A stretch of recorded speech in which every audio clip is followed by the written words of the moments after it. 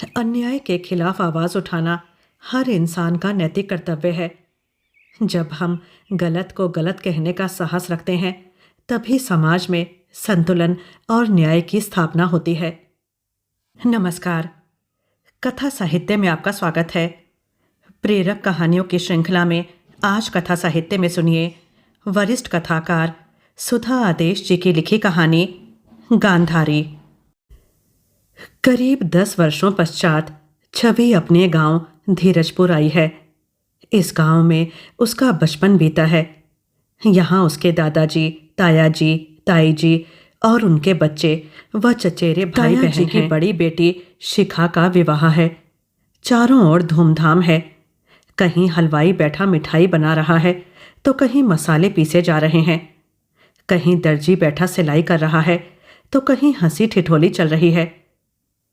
पर वो सबसे अनभिग घर की छत पर खड़ी चारों तरफ प्राकृतिक हरे भरे निहार रही थी। सामने दिखते बगीचे में नाचते मोर तथा नीचे कुएं से पानी भरती पनिहारिन के दृश्य आज भी उसके जहन में बसे थे।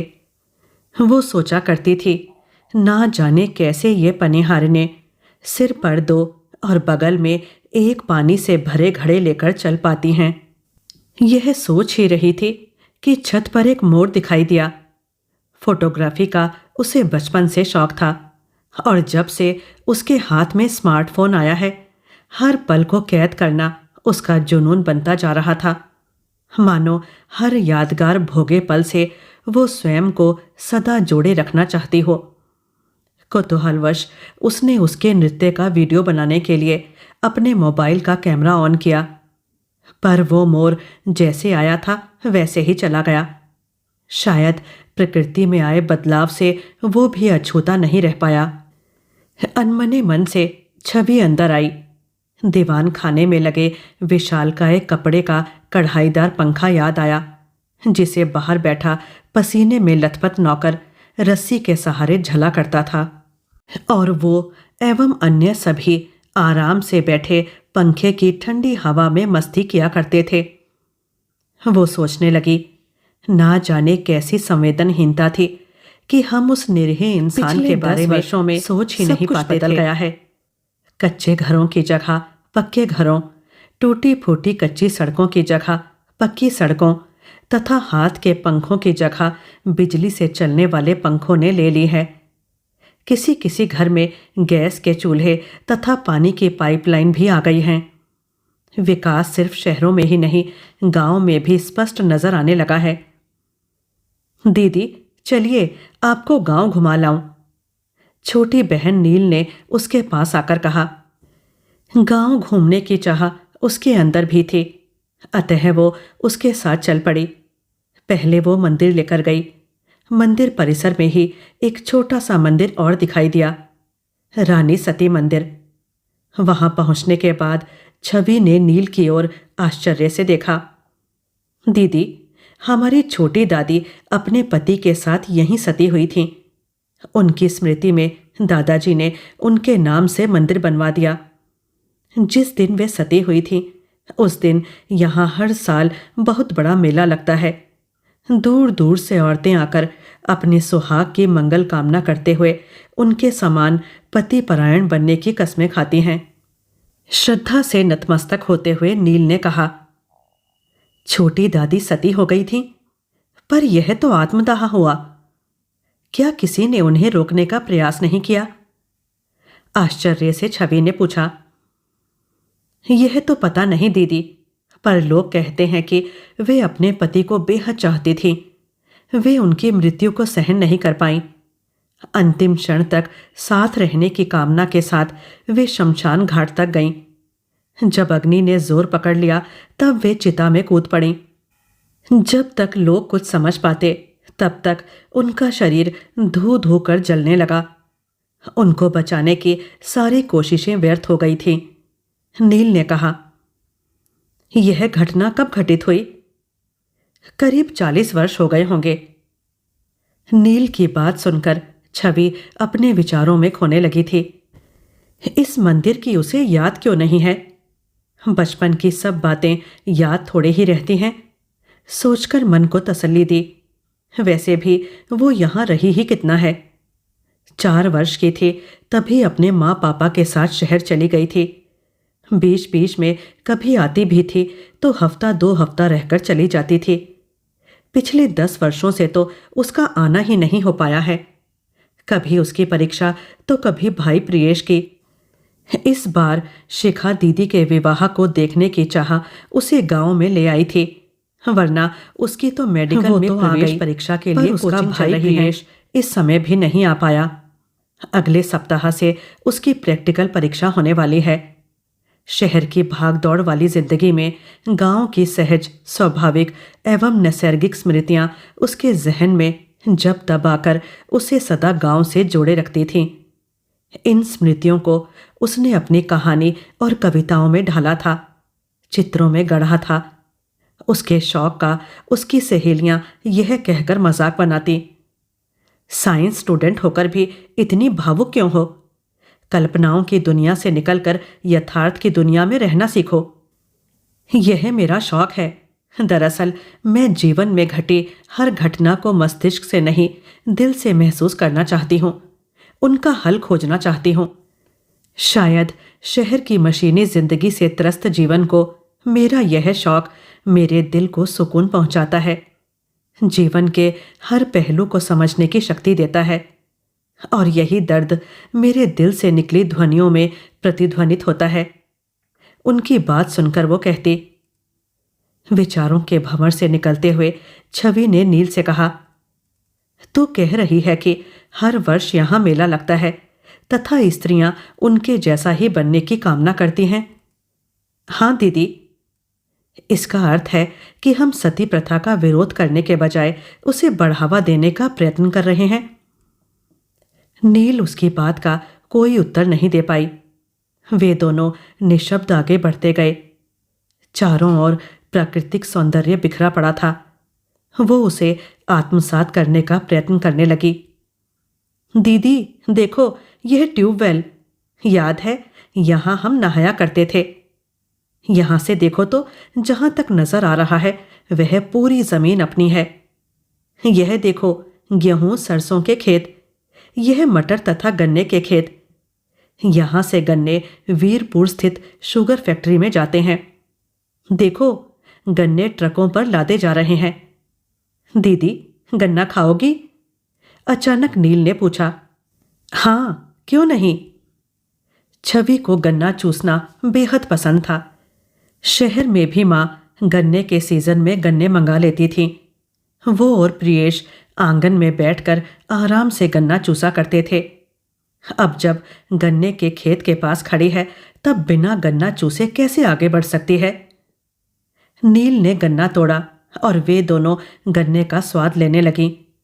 गन्ने की मिठास से मन की कड़वाहट दूर हो गई। घर लौटने से पूर्व उसने प्राकृतिक सौंदर्य को कैद करने के लिए कैमरा ऑन किया ही था कि कुछ लोगों के चिल्लाने व एक औरत के भागने की आवाज सुनाई दी। उसने नील की ओर देखा। दीदी, ये औरत बाल विधवा है। इसके देवर के घर बच्चा पैदा हुआ था, पर कुछ ही दिनों में वो मर गया। इसके देवर ने इसे यह कहकर घर से निकाल दिया कि ये डायन है, इसी ने उसके बच्चे को खा लिया है। तब से ये घर घर मांग कर खाती है और इधर उधर घूमती रहती है। बच्चे वाली औरतें तो इसे अपने पास फटकने भी नहीं देती। आज किसी बच्चे से अनजाने में टकरा गई होगी, जिसकी वजह से इसे पीटा जा रहा है। नील ने उसकी जिज्ञासा शांत करने का प्रयत्न किया। नील, क्या तुम्हें भी ऐसा लगता है कि वो डायन है? नहीं दीदी, पर गांव के लोग ऐसा मानते हैं। लोग नहीं, अशिक्षा उनके मुंह से यह कहलवा रही है। अगर ये शिक्षित होते तो ऐसा कभी नहीं कहते। कहते हुए वो आगे बढ़ी तथा उस औरत को बचाने का प्रयत्न करते हुए अपने मन की बात छवि ने उन लोगों से कही। आप यहाँ की नहीं हो, आप क्या जानो इसकी तुतें? एक गांव वाला बोला। भाई, ये एक इंसान है और एक इंसान के साथ ऐसा व्यवहार शोभा नहीं देता। अगर इंसान होती तो बच्चों की मौत नहीं आती। 1 2 नहीं, पूरे 4 बच्चों को डस गई है ये डायन। भाई, बच्चों की मृत्यु संयोग भी तो हो सकता है। किसी बेसहारा पर इस तरह के आरोप लगाना उचित नहीं है। वो कुछ और कहने जा रही थी, तभी पीछे से किसी ने कहा, चलो भाई चलो, ये बड़े ठाकुर साहब की पोती हैं, इनके मुंह लगना उचित नहीं है। यह कहकर वे सब चले गए। छवि ने उस औरत को अपने हाथ में पकड़ा गन्ने का टुकड़ा देना चाहा, पर वह औरत, मैं डायन नहीं हूं, डायन नहीं हूं, मैं बड़े ठाकुर को नहीं छोड़ूंगी, कहते हुए भागकर झाड़ियों में छिप गई। उसके चेहरे पर डर स्पष्ट नजर आ रहा था। बड़े ठाकुर को नहीं छोड़ूंगी, ये शब्द छवि के दिल पर हथौड़े की तरह प्रहार कर रहे थे। उसने नील की तरफ देखा। वो इस सब से बेखबर गन्ना चूस रही थी। उस औरत की बातें तथा गांव वालों का व्यवहार देखकर छवि समझ नहीं पा रही थी कि लोगों के मन में दादाजी के प्रति डर उनके प्रति सम्मान के कारण है या उनके आतंक के कारण। दादाजी गांव के सर्वे सर्वा हैं। लोग कहते हैं उनकी मर्जी के बिना इस गांव में एक पत्ता भी नहीं हिलता है। तो क्या दादाजी का इन सब में हाथ है? अगर दादाजी न्यायप्रिय होते तो ना छोटी दादी के साथ ऐसी घटना घटती और ना ही लोग उस औरत को डायन कहकर मारते पीटते। अजीब मनस्थिति के साथ वो घर लौटी। मन की बातें माँ से करनी चाहिए, पर वे ताई जी के साथ विवाह की तैयारियों में मैं बहुत व्यस्त थी कि बिना सुने ही कहा, तो जा शिखा या नील से कहे, वे दिलवा देंगी। शिखा के मेहंदी लगने वाली है, तू भी नीचे आ जा। माँ की बात मानकर छवि नीचे आई। मेहंदी की रस्म चल रही थी। वो अपने मोबाइल का कैमरा ऑन कर वीडियो बना रही थी। तभी एक आदमी की आवाज़ सुनाई पड़ी, माई बाप, मेरे बेटे को क्षमा कर दीजिए, वो उसे फांसी देने वाले हैं। तेरे बेटे ने काम ही ऐसा किया है, उसे यही सज़ा मिलनी चाहिए, जिससे दूसरे लोग सबक ले सकें और दोबारा इस गांव में ऐसी घटना ना हो। दादाजी कड़कती आवाज़ में बोले, माई बाप, सूरज की कोई गलती नहीं थी, वह तो कल्लू की बेटी ने उसे फंसा लिया। इस बार उसे क्षमा कर दीजिए, आगे वो कोई ऐसा काम नहीं करेगा। सिर्फ उसे ही नहीं, कल्लू की बेटी को भी फांसी देने का फैसला पंचायत सुना चुकी है। मैं उसमें कोई फेर बदल कर समाज को गलत संदेश नहीं देना चाहता। इतना कहकर दादाजी अंदर चले गए और वो आदमी वहीं बैठकर सिर पटकने लगा। नौकर उसे घसीटकर बाहर ले जाने लगे। पूरा परिवार मूक दर्शक बना पूरी घटना देख रहा था। उसे समझ में नहीं आ रहा था कि आखिर उस आदमी के लड़के ने किया क्या है, जो वो आदमी दादाजी से अपने पुत्र का जीवन दान मांग रहा है। तभी बुआ जी का स्वर गूंजा, लड़कियों, रुक क्यों गई? अरे भाई, नाचो गाओ, ऐसा मौका बार बार नहीं आता। इतनी संवेदनहीनता, ऐसा आचरण, वो भी गांव के लोगों का, जिनके बारे में वो सदा से यही सुनती आई है कि गांव में एक व्यक्ति का दुख सारे गांव का दुख होता है। उसे लग रहा था, कैसे हैं इस गांव के लोग, कैसा है इस गांव का कानून, जो एक प्रेमी युगल को फांसी पर लटकाने का आदेश देता है। पर इसको रोकने का प्रयास करना तो दूर, कोई व्यक्ति इसके विरुद्ध आवाज भी नहीं उठाता, मानो फांसी देना सामान्य बात हो। जब छवि से रहा नहीं गया, तब वो नील का हाथ पकड़कर उसे अपने कमरे में ले गई। इस पूरे घर में एक वही थी जो उसके प्रश्न का उत्तर दे सकती थी। कमरे में पहुंचकर छवि ने उससे प्रश्न किया। तब नील ने उसका आशय समझकर उसका समाधान करने का प्रयास करते हुए कहा, दीदी, गांव में हम सब एक परिवार की तरह रहते हैं। उस आदमी के बेटे ने इस गांव की ही एक लड़की से प्रेम किया तथा उसके साथ विवाह करना चाहता है। उनका गोत्र एक है। एक ही गोत्र में विवाह करना हमारे समाज में वर्जित है। उसे पता था कि उनके प्यार को गांव वालों की मंजूरी कभी नहीं मिल सकती, इसलिए उन दोनों ने भागने की योजना बनाई। इसका पता गांव वालों को लग गया। पंचायत ने दोनों को मौत की सजा सुना दी। अगर दादाजी चाहते तो वे बचा सकते थे, पर दादाजी गांव के रीति रिवाजों के विरुद्ध नहीं जाना चाहते हैं। नील ने जो कहा उसे सुनकर छवि के रोंगटे खड़े हो गए। वो भावनाओं पर अंकुश न अपने हाथ में कैसे ले सकते हैं? दादाजी ने पुलिस को क्यों नहीं बुलाया? दीदी, हमारे गांव में पुलिस का नहीं, दादाजी का शासन चलता है। कोई कुछ नहीं कर सकता। दादाजी का शासन? क्या दादाजी इस देश के कानून से ऊपर हैं? यह तो मैं नहीं जानती दीदी, पर दादाजी की इच्छा के विरुद्ध हमारे गांव का एक पत्ता भी नहीं हिलता। अरे, तुम दोनों यहां बैठी गपशप कर रही हो, नीचे तुम्हें सब ढूंढ रहे हैं। ताई जी ने कमरे में झांकते हुए कहा। चलो दीदी, वरना डांट पड़ेगी, सक पकाकर नील ने कहा। छवि नील के पीछे खींची चली गई। शिखा को मेहंदी लगाई जा रही थी। कुछ औरतें ढोलक पर बन्ना बन्नी गा रही थीं। सबको हंसते गाते देखकर उसे लग रहा था कि वो भीड़ में अकेली है। गाने की आवाज के साथ हम उम्र लड़कियों को थिरकते देख उसके भी पैर थिरकने को आतुर हो उठे थे, पर मन ने उसका साथ नहीं दिया। अवसर पाकर मन की बात मां से की तो उन्होंने कहा, बेटा, यह गांव है, यहाँ के रीति रिवाज पत्थर की लकीर की तरह हैं। यहाँ हमारा कानून नहीं चलता। तो क्या दबंगों का राज चलता है? तिक्त स्वर में छवि ने कहा। चुप रह लड़की, मुंह बंद कर। अगर तेरे दादाजी ने तेरी बात सुन ली या किसी ने उन तक पहुंचा दी तो तुझे अंदाजा भी नहीं है कि हम सब के साथ कैसा व्यवहार होगा। मां ने उसे डांटते हुए कहा। मां, क्या इसी डर से सब उनकी गलत बात का भी समर्थन करते रहते हैं? नहीं बेटा, वे बड़े हैं, उन्होंने दुनिया देखी है। वे जो कर रहे हैं वही शायद गांव के लिए उचित हो। मां ने स्वर में नरमी लाते हुए कहा। मां, कहने को तो हम 21वीं सदी में पहुंच चुके हैं, पर दो प्यार करने वालों को इतनी बेरहमी से मृत्युदंड? बेटा, मैं मानती हूं कि यह गलत है, लेकिन जिन बातों पर हमारा वश नहीं, उनके बारे में सोचने से कोई लाभ नहीं है। मां, बात हानि लाभ की नहीं, उचित अनुचित की है। कहाँ हो छवि की मां? शिखा का सूटकेस पैक करा दो। ताई की आवाज आई। आई दीदी, कहकर मां शीघ्रता से चली गईं।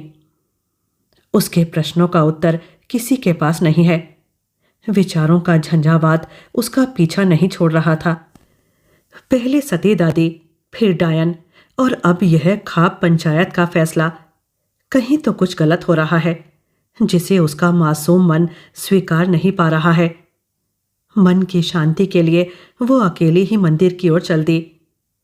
मंदिर पहुंचते ही फिर सती दादी का विचार मन पर हावी हो गया, जिनसे वो कभी मिली नहीं थी, देखा भी नहीं था। उनसे कुछ ही दिनों में ना जाने कैसा तारतम्य स्थापित हो गया था। बार बार उनका चेहरा उसके जहन में आकर उसे बेचैन कर रहा था। वो मंदिर के सामने खड़ी होकर मंदिर में लगी उनकी तस्वीर को निहारने लगी। तस्वीर में वे 20-22 वर्ष से ज्यादा नहीं होंगी। चेहरे पर छाई भोली मुस्कान ने उसका मन मोह लिया। वो कल्पना ही नहीं कर पा रही थी कि जब वे जली होंगी तो उनका यही चेहरा कितना विभत्स हो गया होगा। बेटी, तुम कभी विवाह नहीं करना, और अगर विवाह हो गया है तो कभी कन्या को जन्मने नहीं देना। पीछे से आवाज आई। आवाज सुनकर छवि ने पलटकर देखा तो पाया कि सफेद बाल तथा झुर्रियों वाला चेहरा उसकी ओर निहार रहा है। छवि को अपनी ओर देखकर उसने अपनी बात फिर दोहराई। मैं सच कह रही हूँ बेटी। आप क्या कह रही हैं? बेटी के दुख से बड़ा कोई दुख इस दुनिया में नहीं है। हताश निराश औरत की दुख भरी आवाज सुनकर छवि का मन विचलित हो उठा। ध्यान से देखा तो पाया वो लगभग 80 वर्ष की बुढ़िया है। वो मंदिर की दीवार के सहारे टेक लगाकर बैठी थी तथा उसी की तरह मंदिर को निहारे जा रही थी। चेहरे पर दर्द की अजीब रेखाएं खिंचाई थी। उसे एहसास हुआ कि यह अनजान वृद्धा भी उसी की भांति किसी बात से परेशान है। इससे बातें करके शायद उसके मन का द्वंद्व शांत हो जाए। वो नहीं जानती थी कि वो वृद्धा उसकी बात समझ भी पाएगी या नहीं। पर कहते हैं, मन का गुबार किसी के सामने निकाल देने से मन शांत हो जाता है। यही सोचकर वो उसके पास जाकर बैठ गई तथा मन की बातें जबान पर आ ही गईं। दादी, यह सती रानी का मंदिर है। कहते हैं ये अपने पति को बहुत प्यार करती थीं। पति के जाने का गम वो नहीं सह पाई, इसलिए उनके साथ सती हो गई। पर क्या एक औरत की अपने पति से अलग कोई दुनिया नहीं होती? यह तो आत्मदाह ही हुआ ना। कहते हुए उसने फोन पर यह सोचकर रिकॉर्डिंग करनी प्रारंभ कर दी कि शायद इस घटना से संबंधित कोई सूत्र उसे मिल जाए। वृद्धा कुछ क्षण के लिए उसे देखती रही, फिर कहा, बेटी, तुम्हारा प्रश्न जायज है, पर मर्द के लिए औरत सिर्फ औरत है। मर्द ही उसे कभी पत्नी बनाता है तो कभी माँ, यहाँ तक कि सती भी। इस संसार की जननी होते हुए भी स्त्री सदा अपनों के हाथों ही चली गई है। आप क्या कहना चाहती हैं दादी? मैं सच कह रही हूं बिटिया। लगता है तुम इस गांव में नई आई हो। हाँ दादी, प्यार अलग बात है, पर मुझे विश्वास ही नहीं होता कि कोई औरत अपनी मर्जी से अपनी जान दे सकती है। तू ठीक कह रही है बेटी, मैं तुझे सच्चाई बताऊंगी, पर पता नहीं तू भी औरों की तरह मेरी बात पर विश्वास करेगी या नहीं। मेरी बात पर किसी ने भी विश्वास नहीं किया, बल्कि पगली कहकर लोग सदा मेरा तिरस्कार ही करते रहे। सती रानी और कोई नहीं, मेरी अपनी बेटी सीता है। आपकी बेटी सीता? आश्चर्य से छवि ने कहा। हाँ बेटी, मेरी बेटी सीता। पिछले 40 वर्षों से मैं इसे न्याय दिलवाने के लिए भटक रही हूं, पर कोई मेरी बात पर विश्वास ही नहीं करता। इसके पति वीरेंद्र प्रताप सिंह की मृत्यु एक बीमारी में हो गई थी। उस समय ये पेट से थी। उस समय उसके जेठ को लगा भाई तो गया ही, अब दूसरे घर की ये लड़की उनकी सारी संपत्ति में हिस्सा मांगेगी। इसलिए बलपूर्वक इसे अपने भाई की चिता के साथ जलने को मजबूर कर दिया। इस बात की खबर उस घर में काम करने वाली नौकरानी ने हमें दी थी। हमने जब अपनी बात ठाकुर के सामने रखी तो वे आग बबूला हो गया। हमने गांव वालों के सामने अपनी बात रखी, तब ठाकुर के डर से किसी गांव वाले ने हमारा समर्थन नहीं किया, और तो और नौकरानी भी अपनी बात से मुकर गई। जब मेरे पति और बेटे ने ठाकुर को देख लेने की धमकी दी, तब ठाकुर ने न केवल मेरे पति बल्कि मेरे बेटे को भी अपने गुंडों के हाथों मरवा दिया। सब कुछ समाप्त हो गया बेटी। दादी, वो दरिंदा कौन था? ठाकुर राघवेंद्र प्रताप सिंह। ठाकुर राघवेंद्र प्रताप सिंह? सुनकर छवि स्तब्ध रह गई। हाँ बेटी, वो दरिंदा ठाकुर राघवेंद्र प्रताप सिंह ही है जिसने मेरी बेटी को मरने के लिए मजबूर किया। हमारे विरोध करने पर उसने मेरे पूरे परिवार को मिटा डाला। मैं किसी तरह बच भागी तो मुझे पागल घोषित कर दिया। दादाजी ने ऐसा किया? नहीं नहीं, ऐसा नहीं हो सकता। मेरे दादाजी ऐसा नहीं कर सकते। अचानक छवि के मुंह से निकला, क्या तुम ठाकुर राघवेंद्र की पोती हो? उस वृद्धा के चेहरे पर आश्चर्य झलका, पर उसके उत्तर देने के पूर्व ही वो फिर कह उठी, मैं जानती थी तुम भी औरों की तरह मेरी बातों पर विश्वास नहीं करोगी। मुझ पर कोई विश्वास नहीं करता। सब मुझे पगली कहते हैं, पगली। अट्टहास करती हुई वृद्धा उठी और टेढ़े मेढ़े रास्तों में खो गई। वो वृद्धा सचमुच उसे पगली ही लगी, पर वो झूठ क्यों कहेगी? एक माँ होकर वो भला अपनी बेटी की छवि को धूमिल क्यों करेगी? किसी पर बेबुनियाद आरोप क्यों लगाएगी? नहीं हो सकता, यह नहीं हो सच्चाई क्या है? तभी पिछली सारी घटनाएं उसके मन मस्तिष्क में घूम घूम कर उस बुढ़िया की बात की सत्यता का एहसास कराने लगीं। नील भी यही कह रही थी कि सती दादी हमारी छोटी दादी हैं। तो क्या दादाजी ने जायदाद के लिए अपने छोटे भाई की पत्नी को सती होने के लिए मजबूर किया। उन पर किसी को शक ना हो, इसलिए उन्होंने सती दादी को इतना महिमा मंडित कर दिया कि यहाँ हर वर्ष मेला लगने लगा। छवि का मन कल से भी ज्यादा अशांत हो गया था। दादाजी का एक विभत्स चेहरा सामने आया था, एक दबंग और उससे भी अधिक लालची, जिसने पैसों के लिए अपने ही छोटे भाई की गर्भवती पत्नी की जान ले ली। उसका मन किया कि जाकर सीधे दादाजी से पूछे, पर उनसे पूछने की हिम्मत नहीं थी। वे इतने रोबीले थे कि बच्चे बड़े सभी उनसे डरते थे।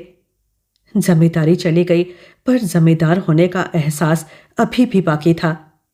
वैसे भी वे अपना गुनाह क्यों कबूल करेंगे, जिस गुनाह को छिपाने के लिए उन्होंने छोटी दादी के घर वालों को मिटा डाला, गांव वालों का मुंह बंद कर दिया। दादाजी से छवि की बात करना या बहस करना व्यर्थ था, पर उसके ज़मीर ने उसका साथ नहीं दिया। वो अपने प्रश्नों का भंडार लेकर उनके कमरे की ओर गई। कमरे से आती आवाज़ों ने उसे चौकन्ना कर दिया। सुराग पाने की कोशिश में उसने मोबाइल ऑन कर दिया। ठाकुर साहब, संभालिए अपनी पोती को।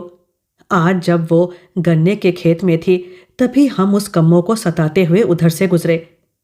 आपकी बात मानकर हमने कम्मों को लोगों की नज़रों में डायन बना दिया है। कम्मों को मारते देखकर आपकी पोती ने हमें मना किया। जब हमने कहा कि वो डायन है, तब उसने कहा कि डायन वायन कोई नहीं होती। बच्चे उसकी बुरी नज़र के कारण नहीं, बल्कि अन्य कारणों से मरे हैं। वो बड़ी बड़ी बातें कर रही थी। आज उसे मंदिर में उस बुढ़िया से बातें करते भी देखा। अगर कुछ दिन और वो यहाँ रही तो हमें डर है कि कहीं कम्मों का भेद ना खुल जाए। आज तो कम्मों ने नहीं उससे बात नहीं कुछ नहीं होगा। कहीं ऐसा करो, कम्मों को समाप्त कर दो। आप क्या कह रहे हैं ठाकुर साहब? एक आदमी ने आश्चर्य से कहा। मैं ठीक कह रहा हूं। मैं नहीं चाहता कि उसकी वजह से हमारे चरित्र पर कोई दाग लगे। बस इतना ध्यान रखना कि उसकी मृत्यु एक हादसा लगे। इतना अभी रखो, बाद में और दूंगा। दादाजी ने उसके हाथ में नोट की गड्डी रखते हुए कहा।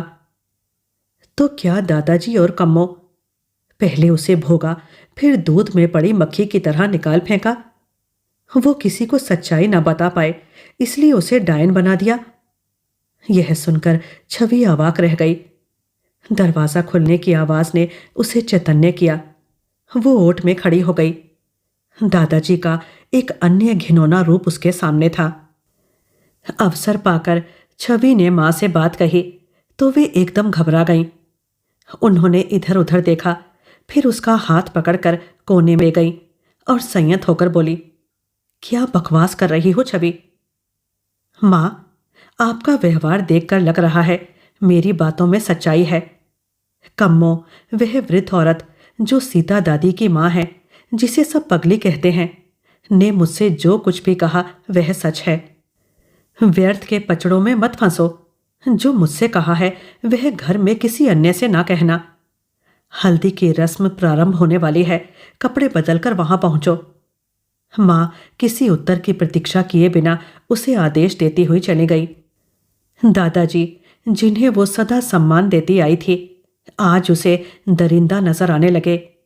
इंसान के रूप में खूंखार जानवर, जिन्होंने जायदाद के लिए अपने छोटे भाई की पत्नी को मरने को मजबूर किया, कम्मों को बर्बाद किया।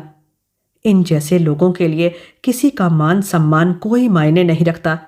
यहाँ तक कि जायदाद के आगे इंसानी रिश्तों, भावनाओं की भी इनके लिए कोई अहमियत नहीं है। वे अपने स्वार्थ के लिए कुछ भी कर सकते हैं। पर उनसे भी ज्यादा मां का व्यवहार उसे आश्चर्यजनक लग रहा था। वे शहर में महिला मुक्ति आंदोलन की संरक्षक है। जहां कहीं अत्याचार होते वे अपनी महिला वाहिनी लेकर पहुंच जाती हैं तथा पीड़िता को न्याय दिलवाने का प्रयत्न करती हैं। पर यहाँ सब कुछ जानते समझते हुए भी वे मौन हैं। पर क्यों? यह सच है कि यह घटना उनके सामने घटित नहीं हुई, लेकिन उस वृद्धा को तो न्याय दिलवा सकती थी। जो अब भी न्याय की आस में भटक रही है। तो क्या वे दादाजी अपने ससुर के विरुद्ध आवाज उठाती? अंतर्मन ने सवाल किया। अगर वे ऐसा करती तो क्या उनका भी वही हाल नहीं होता जो उस वृद्धा का हुआ? और फिर वे सबूत कहां से लाती? किसी आरोप को सिद्ध करने के लिए सबूत चाहिए। कौन दादाजी के विरुद्ध गवाही देता? आश्चर्य तो उसे इस बात का था कि पापा जज होते हुए भी मौन रहे।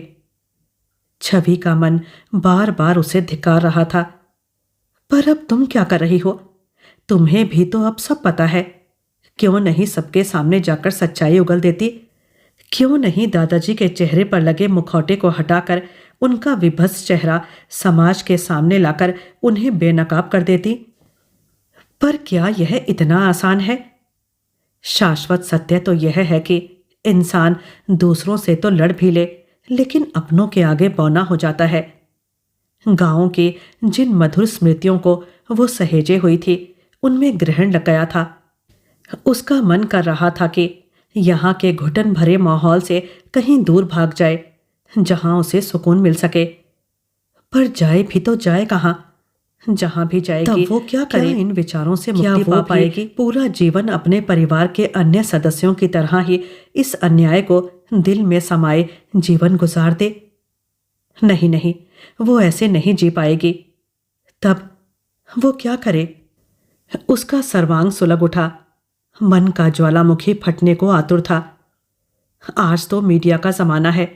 इस घटना को किसी पत्र पत्रिका में प्रकाशित करवा दो। अवचेतन मन से आवाज आई। हाँ, यही ठीक रहेगा। आरोपी को दंड नहीं दिलवा पाई तो क्या हुआ? समाज का यह विद्रूप चेहरा, कटु सत्य तो कम से कम सामने आएगा। कम से कम ऐसी घटनाओं को अंजाम देने से पहले लोग एक बार तो सोचेंगे। किसी को आत्मदाह के लिए बाध्य तो नहीं किया जाएगा। छवि ने डायरी निकाली तथा अपने विचारों को कलमबद्ध करने लगी। मन के झंझावातों से मुक्त होने का उसके पास एक यही साधन था। अपने लेख को किसी पत्रिका में छपवाकर दादाजी को बेनकाब करने का उसने मन ही मन प्रण कर लिया था। दीदी, आप क्या कर रही हैं? यहां भी आपका लिखना पढ़ना नहीं छूटा।